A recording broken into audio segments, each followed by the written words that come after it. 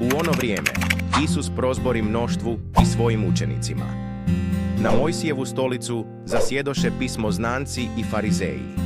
Činite dakle i obdržavajte sve što vam kažu, ali se nemojte ravnati po njihovim dijelima jer govore, a ne čine. Vežu i ljudima na pleća tovare teška nesnosna bremena, a sami ni da bi ih prstom makli. Sva svoja djela čine zato da ih ljudi vide. Doista, proširuju zapise svoje i produljuju rese. Vole pročelja na gozbama, prva sjedala u sinagogama, pozdrave na trgovima i da ih ljudi zovu rabi. Vi pak ne dajte se zvati rabi, jer jedan je učitelj vaš, a svi ste vi braća. Ni ocem ne zovite nikoga na zemlji, jer jedan je otac vaš, onaj na nebesima. I ne dajte da vas vođama zovu, jer jedan je vaš vođa, Krist.